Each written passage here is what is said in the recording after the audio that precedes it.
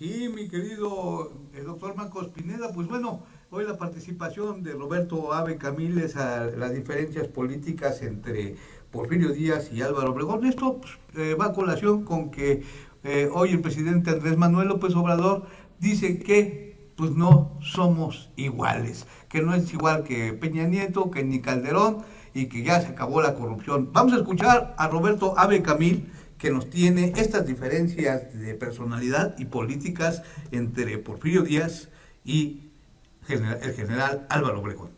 Adelante, Roberto Abe Camil. Ay, gracias, querido Jorge. Un gusto saludarte, un saludo a Marcos, a su auditorio. Muy contento de estar de nueva cuenta con ustedes. Y como bien mencionabas hace un momento, es muy importante recalcar que a lo largo de la historia de México, del México independiente, pues ningún presidente ha sido igual a otro, como lo mencionabas, ¿no? Los estilos son diferentes, las formas de gobernar son diferentes, los orígenes son diferentes, las circunstancias que lo rodean. Y pues bueno, en este México tan convulso, en 200 años, poco más de 200 años de vida, bueno, ya casi de vida independiente, perdón, pues podemos hablar pues de muchos hombres, ¿no? Y de muchas mujeres que han forjado o que han bregado por forjar al México que intentamos ser el día de hoy. Y hay dos figuras particulares muy emblemáticas, muy fuertes en la historia de México, que son, como hacías mención hace un momento, el general Porfirio Díaz y el general Álvaro Obregón, ¿no? El general Porfirio Díaz, pues el hombre que domina la política mexicana en el último tercio del siglo XIX, y Álvaro Obregón, pues el hombre fuerte que emerge tras la revolución y que prácticamente pues domina con mano de hierro México por cerca de 10 años hasta su asesinato. Pero regresando al siglo XIX, en el caso de Porfirio Díaz, pues bueno, sabemos que él crece y se forma en una época donde había una gran cantidad de hombres, una generación, una casta de hombres hechos para la guerra, para todas esas adversidades de las invasiones extranjeras, de las intervenciones del imperio, de las luchas civiles, de la guerra de la guerra de reforma. Pero él logra destacar ahí siendo un hombre magnánimo siempre en la victoria, ¿no? Sus victorias lo hicieron, lo crecieron, lo hicieron llegar a ser quien fue, pero también un hombre que no supo amilanarse ante los reveses, ¿no? Y realmente pues fue un hombre que tuvo victorias, pero también tuvo derrotas. Pero ¿qué particularidad podemos señalar en el caso del general Porfirio Díaz? Que él no fue un hombre sanguinario, siempre fue un hombre que supo tener consideración con los vencidos, con sus enemigos, con los derrotados, quienes fueron sus prisioneros, algunos de ellos europeos, como el príncipe austriaco Kárkevenhuller o el propio general Ney, no un general francés, terminaron siendo sus amigos personales con el paso del tiempo. Él, a quienes derrotó, nunca los fusiló, los mandó al destierro, los mandó a la congeladora, como se dice ahora en la política, pero nunca los mató, nunca les formó una causa o los mandó a un pelotón de fusilamiento. El caso más emblemático, no podríamos extendernos, no, pero el caso más emblemático es el de Mariano Escobedo, ¿no? Que se rebela contra Porfirio Díaz al ser pues Escobedo lerdista y Porfirio enfrentado a Lerdo, ¿no? Entonces, pero no manda a matar ni lo abate, sino lo envía al exilio, lo regresa a México, lo incorpora a la administración pública. De hecho, Mariano Escobedo, muere siendo diputado federal durante el gobierno de Porfirio Díaz. Y así vemos que cuando Porfirio Díaz llega al poder, pues él incorpora a juaristas, lerdistas, conservadores, imperialistas, y logra en ese momento una reconciliación nacional. Lo que detonó la revolución ya es otro tema que seguramente lo platicaremos en este espacio, pero incluso Porfirio censuró el golpe de Estado contra Madero, no censuró que hayan participado de manera directa su sobrino Félix Díaz y su yerno, pues el famoso Ignacio de la Torre y Mier.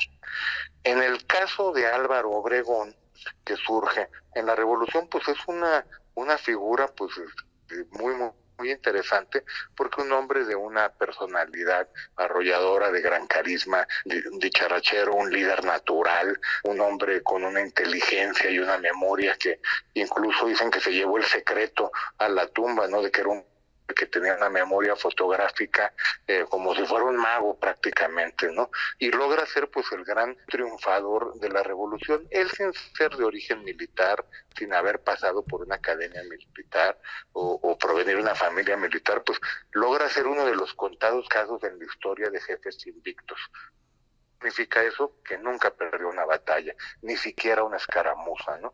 Entonces, pues eso lo hace un hombre pues muy popular, un hombre muy poderoso, pero también surge otra faceta pues sanguinaria, como dicen muchos historiadores, del general Álvaro Obregón. Él sí no dejó títere con cabeza. A cualquiera que se le haya opuesto, no lo perdonó, pero no lo perdonó ni militarmente ni políticamente, sino no le perdonó la vida, y así hayan sido sus enemigos o sus adversarios o sus antiguos aliados o colaboradores. El caso es que pues bueno, Obregón estuvo involucrado o se vio beneficiado por la muerte pues de Venustiano Carranza, de Lucio Blanco, de Francisco Murguía, de Benjamín Gil, de su enemigo acérrimo Pancho Villa, ¿no?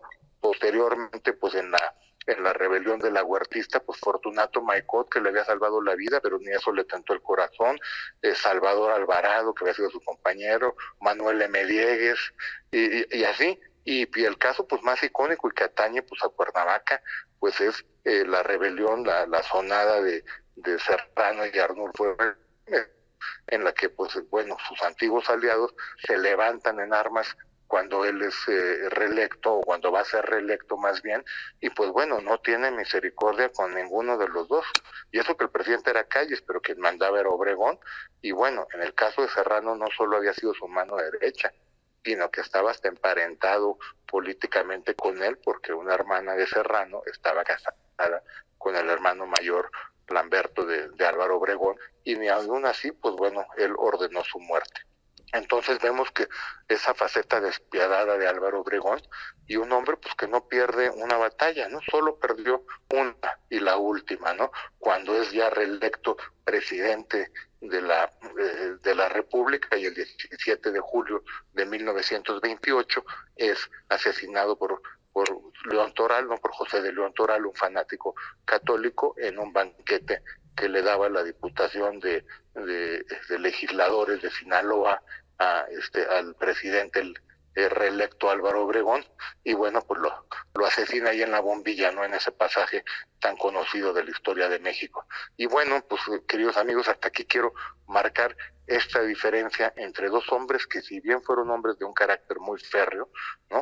Porfirio Díaz siempre fue benevolente en la victoria y Obregón pues despiadado en la victoria.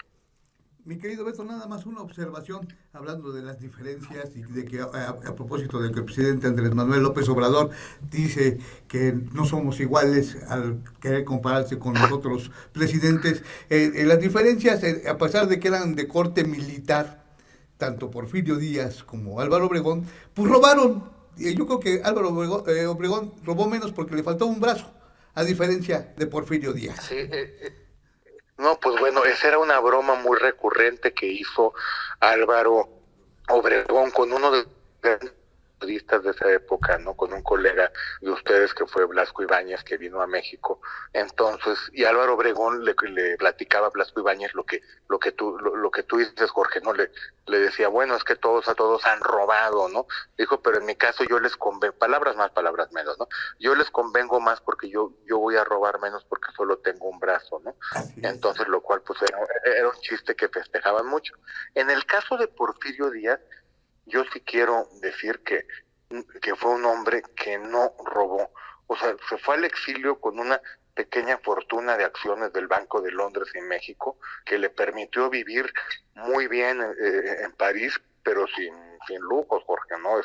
E incluso, y con esto concluyo, pues Porfirio Díaz tenía derecho, pues por ser militar, pues era el número 1 en el escalafón del ejército en ese entonces, tenía una pensión militar nada despreciable, pero él la donó para que fuera una beca a un alumno aventajado del colegio militar. Entonces, pero bueno, ahí queda esa famosa anécdota de Obregón que muy oportunamente pues nos referiste.